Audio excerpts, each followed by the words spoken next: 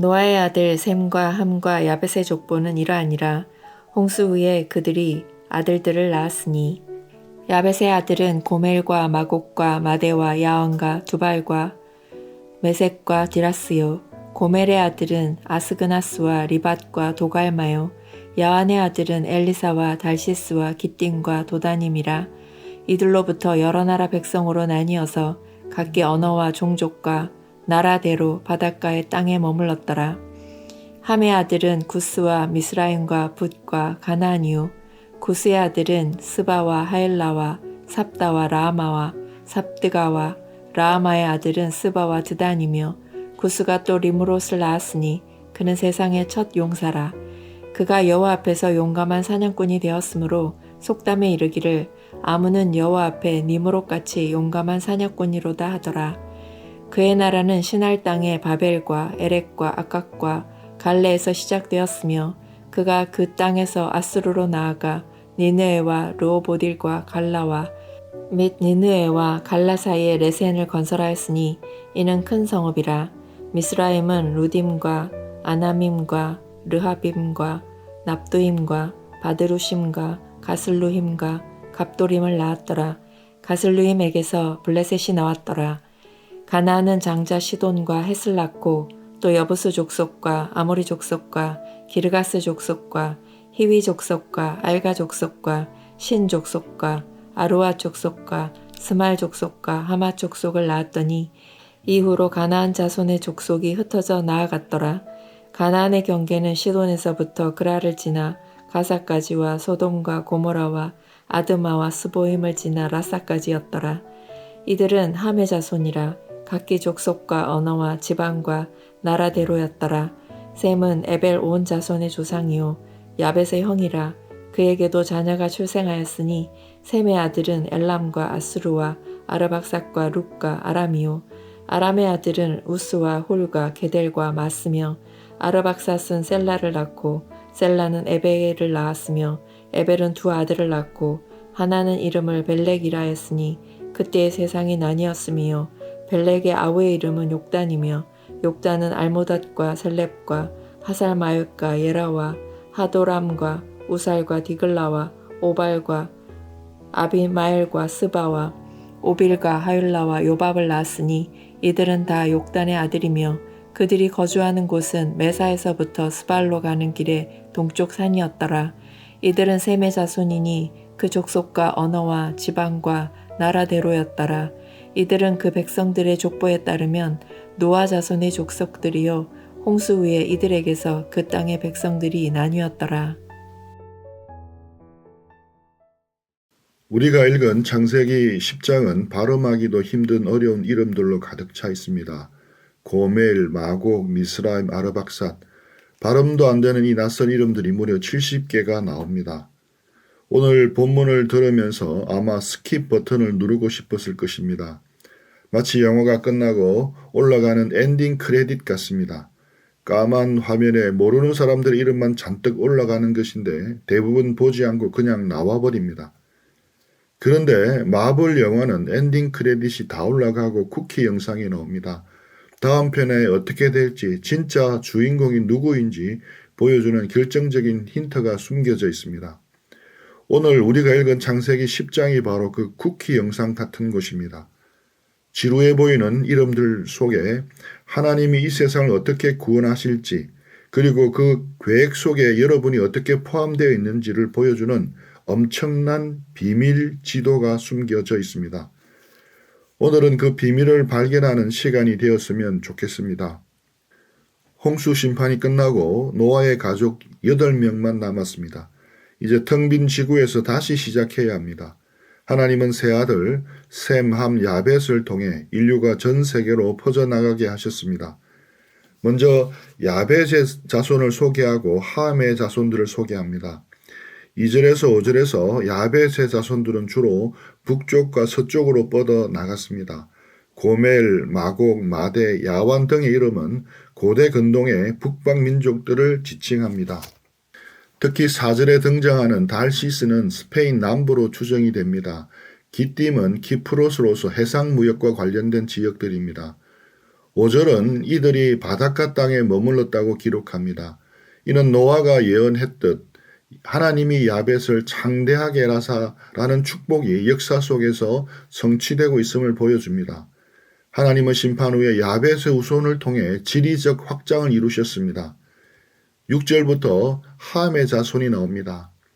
구스, 에디오피아, 미스라임, 이집트, 붓, 리비아, 가나안, 팔레스타인 등 이스라엘의 남쪽과 중심부로 진출했습니다. 이들은 훗날 이스라엘 역사에서 가장 강력한 대적들이 되거나 밀접하게 연관된 나라들입니다. 여기서 가장 먼저 눈에 띄는 사람이 있습니다. 성경은 다른 사람들은 그냥 누가 누구를 낳았다고 하면서 족보를 나열하다가 갑자기 카메라 앵글을 멈추고 니므롯을 클로즈업합니다. 8절 9절입니다. 구스가 또 니므롯을 낳았으니 그는 세상의 첫 용사라.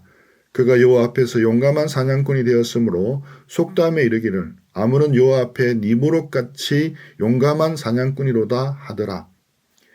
여기서 용사는 요즘 말로 하면 레전드, 넘사벽 능력자라는 뜻입니다. 니므롯은 사냥을 엄청나게 잘했고 싸움도 1등이었습니다. 사람들이 다 그를 영웅처럼 우러러 보았습니다. 니므롯은 큰 힘을 가지고 도시를 건설합니다. 10절에 나오는 신할 땅의 바벨이 그가 세운 나라입니다. 나중에 하나님을 대적하는 탑을 쌓는 그 바벨탑의 시작이 바로 니므롯입니다. 하지만 하나님은 니므롯을 기뻐하셨겠습니까? 성경학자들은 여호와 앞에 용감한 사냥꾼이라는 말을 원어로 보면 여호와를 대적하는 사냥꾼이라는 뜻에 가깝다고 말합니다. 니므롯은 자기 힘만 믿고 하나님 없이도 잘 살 수 있다며 거대한 제국을 만든 최초의 빌런이었습니다. 세상은 그를 영웅이라 불렀지만 하나님 보시기에 그는 반역자였을 뿐입니다. 니므롯은 하나님 없는 문명, 힘과 정복으로 세워진 나라의 시조입니다. 함의 자손들은 거대한 문명을 건설했지만 그 중심에는 하나님을 향한 반역의 씨앗이 자라나고 있었습니다. 이는 우리가 세상의 화려한 성공과 힘을 조심해야 하는 이유를 보여줍니다. 세상의 첫 용사는 될지언정 하나님 앞에서는 반역자가 될 수 있습니다. 이제 카메라 앵글이 바뀌어 21절부터는 셈의 자손으로 옮겨갑니다. 셈의 자손들은 니므롯처럼 화려하지도 않고 도시를 세웠다는 말도 없는 조용한 사람들이었습니다.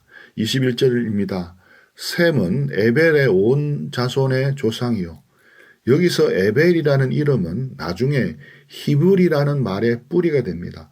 즉 아브라함, 다윗 그리고 예수님이 태어나실 족보가 바로 여기라는 것입니다.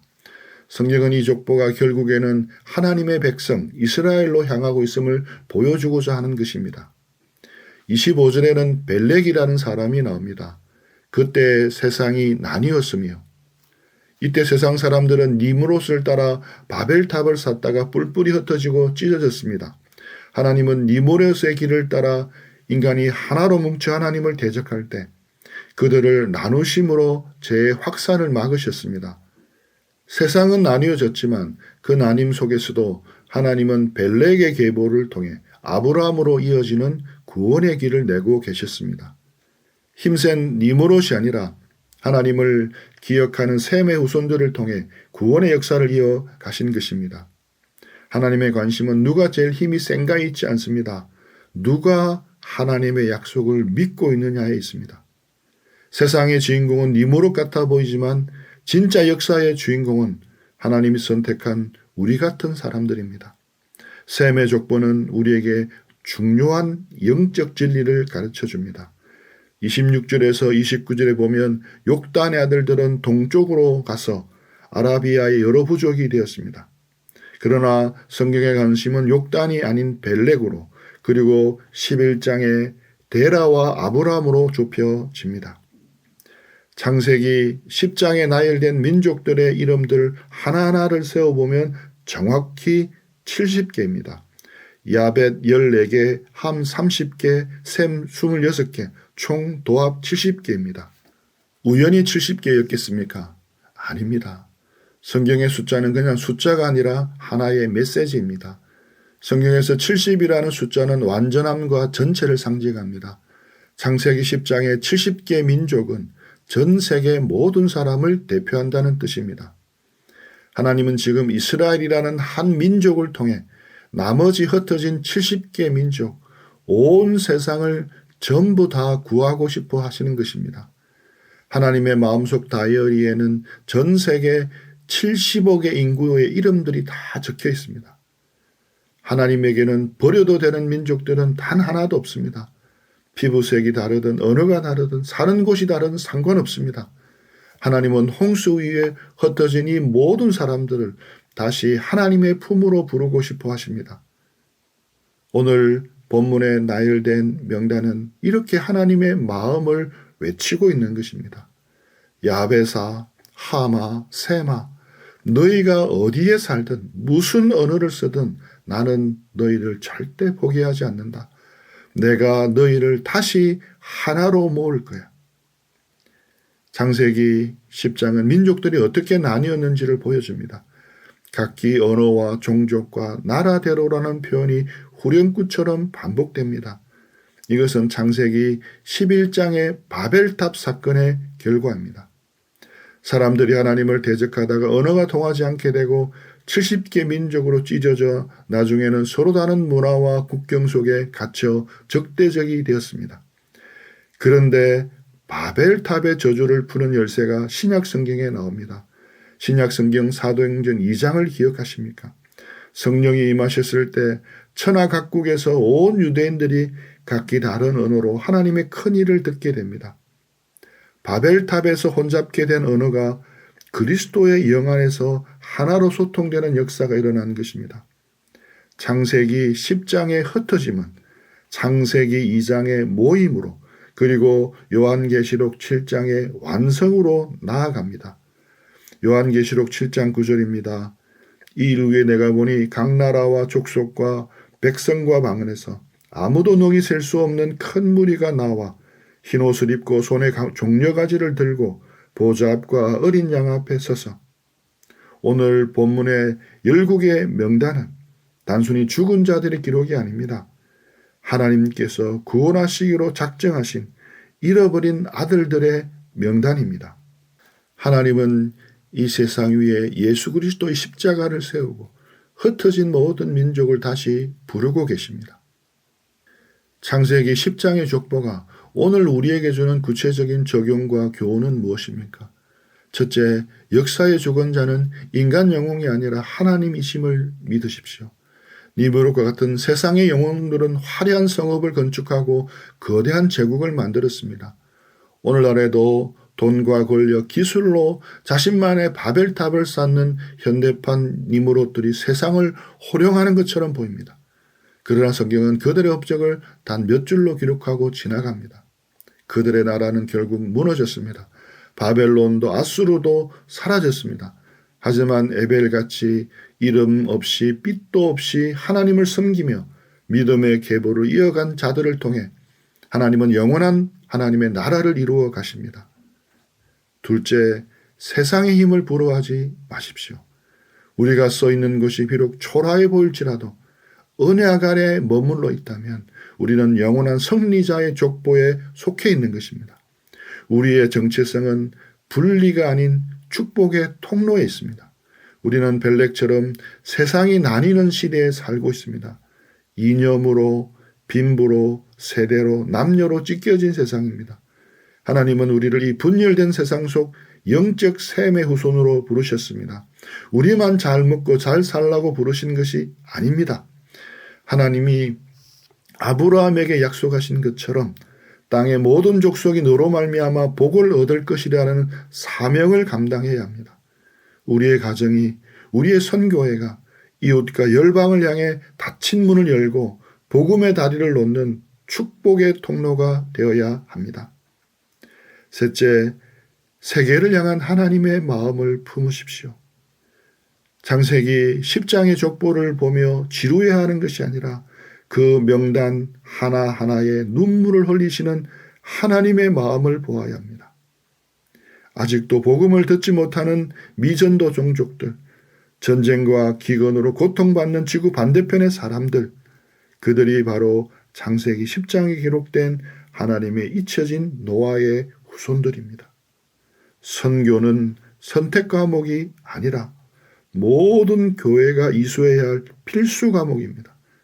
기도로, 물질로, 그리고 우리의 삶으로 열방을 품는 그리스도인이 되어야 합니다.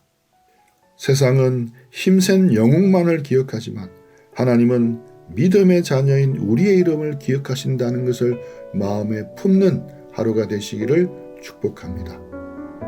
한 줄 요약입니다.